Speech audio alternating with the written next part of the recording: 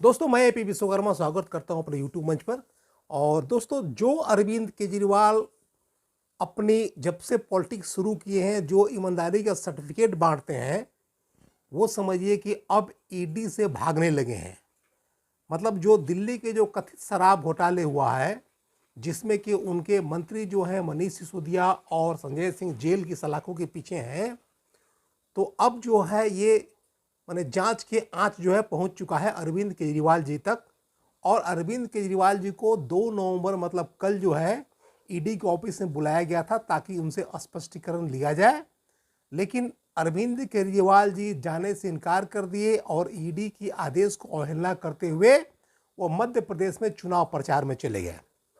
और उन्होंने बहुत सारा लेटर ही लिख दिया ईडी को कि आप हमको मैंने संदिग्ध के रूप में बुलाए हैं या गवाह के रूप में बुलाए हैं, आप किस हैसियत से बुलाए हैं, as a CM of Delhi बुलाए हैं या एज ए पार्टी का जो प्रेसिडेंट है, कन्वेनर है, चीफ कन्वेनर, उसके हिसाब से बुलाए हैं।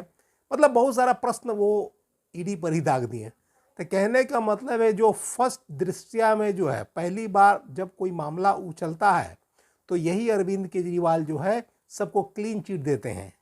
चाहे जितेंद्र सिंह तोमर हो या इनके मंत्री सत्येंद्र जैन हो या मनीष सिसोदिया हो, संजय सिंह हो, या सब घपले घोटाले में इनके बहुत सारे मंत्री पहले ही फंसे रहे हैं, तो ये सबको क्लीन चिट देने वाले अरविंद केजरीवाल जी थे। अब जब अरविंद केजरीवाल जी पहले लंबी लंबी फेंका करते थे, गप मारा करते थे कि हमको जो है ईडी या सीबीआई 100 बार बुलाएगी तो हम 100 बार जाएंगे। अब ईडी से ये बचना चाहते हैं क्योंकि हो सकता है कि ईडी पूछताछ जब करे और इनको सवालों से कि संतुष्ट न हो जवाब से, जब ईडी प्रश्न करेगी, सवाल करेगी और ये जब जवाब देंगे, अगर ईडी को संतुष्टि नहीं मिलेगा तो हो सकता है इनकी भी गिरफ्तारी हो जाए।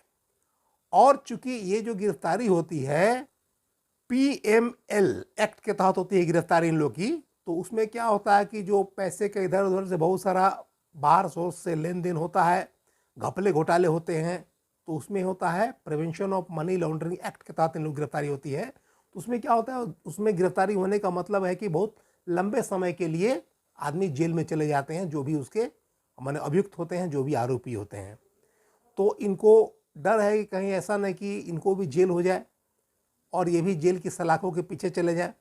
इस बीच में आम आदमी पार्टी के जो बीच में ये भी सब चर्चा है कि कौन कौन से मुख्यमंत्री के दावेदार हैं, या अरविंद केजरीवाल जी अगर बाई दी वे अगर किसी कारण से अगर जेल चले जाते हैं, जब इनके जवाब से संतुष्ट नहीं होगा ईडी, तो जब इनको जेल हो जाएगा तो बहुत सारा नाम चल रहे हैं इनके, कौन कौन बन सकते हैं। जैसे इनकी पत्नी सुनीता केजरीवाल का भी नाम है, राघव चड्ढा का भी नाम है, गोपाल राय का भी नाम है, आतिशी मार्लेना का भी नाम आ रहा है और साथ में सौरभ भारद्वाज का भी नाम आ रहा है। लेकिन आप मान के चलिए कि इनकी पत्नी ही बनेगी मुख्यमंत्री, क्योंकि ये दूसरे पर ट्रस्ट नहीं कर सकते हैं और पूरी पार्टी को कंट्रोल अपने हाथ में रखना चाहते हैं।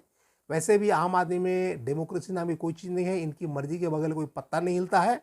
तो जैसे सब पार्टी के जेब की पार्टी होती है, हर पार्टी जैसे बीजेपी है, कांग्रेस है, जेडीयू है, आरजेडी है या माने समाजवादी पार्टी है, जो अपनी अपनी जो जेबी पार्टी होती है, पॉकेट वाली पार्टी, वही एक तरह से आम आदमी पार्टी भी है जो कि अरविंद केजरीवाल की जेब की पार्टी है।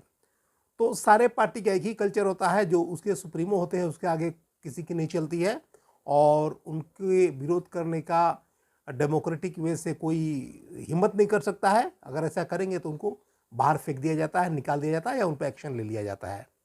तो उससे अलग नहीं है अरविंद केजरीवाल जी। और देखिए अरविंद केजरीवाल जी का देखिए कहाँ इनका आगाज हुआ था कि हम देश को भ्रष्टाचार से मुक्त कर देंगे, एक अलग तरह के राजनीति करेंगे, ईमानदारी लाएंगे, स्वच्छ छवि वाले के नेता बनाएंगे, एक पॉलिटिक्स की दिशा और दशा को बदल देंगे। और आज इतना कम समय में माने जितना घोटाला और करप्शन जो है ये कांग्रेस और बीजेपी 70-75 सालों में नहीं कर पाई है, ये सब 10-12 साल में करके सारे रिकॉर्ड को तोड़ी है। तो ये घपले घोटाले वाले अरविंद केजरीवाल जी की कथनी और करनी में कितना अंतर है। और देख लीजिए कितने बड़े नौटंकीबाज हैं जो शीश महल में रहते हैं, जिसका माने मकान का जीर्णोज्वार में या रख रखाव में या साजो सज्जा में 55-55 करोड़ का खर्चा हो सकता है। उसकी मानसिकता को आप समझ सकते हैं, वो कैसे गरीबों के नाम पर आते हैं, कैसे गरीबों को शोषण करते हैं। कैसे राजा महाराजा की ज़िंदगी को भी इन लोग मात देते हैं। तो ये चाहे सबका यही हाल है, जो राज सिंहासन पर बैठता है कोई आदमी इसे अछूता नहीं है, वो अपने आप को भगवान ही समझने लगते हैं। तो आज हालात ये है कि अरविंद केजरीवाल जी भागे भागे फिर रहे हैं और ईडी से ये चाह रहे हैं कि ईडी के चुंगल में न फंसे, ईडी के जंजाल से बचना चाह रहे हैं। लेकिन आई होप कि अब ये ईडी के जंजाल से नहीं बच सकते हैं क्योंकि जांच का आंच इन तक पहुंच चुका है। लेकिन क्या से क्या हो गया, जो अरविंद केजरीवाल कभी इंडिया अगेंस्ट करप्शन नाम का कैंपेन चला रहे थे, देश से भ्रष्टाचार खत्म कर रहे थे, आज सबसे भ्रष्ट पार्टी के नेता हो गए हैं। वो सबसे भ्रष्ट पार्टी के संयोजक है, कन्वेनर है। तो देखिए समाज क्या होता है, दुनिया क्या होती है, लोग का कथनी करनी में कितना अंतर होता है। हाथी के दांत खाने को कुछ और है, दिखाने को कुछ है। ये सब नौटंकीबाज है, ड्रामेबाज है। और देखते हैं कि ईडी से कैसे मुकाबला करते हैं अरविंद केजरीवाल जी। तो आज के वीडियो में इतना ही, मिलते हैं अगले वीडियो में। तब तक के लिए thanks for watching this video.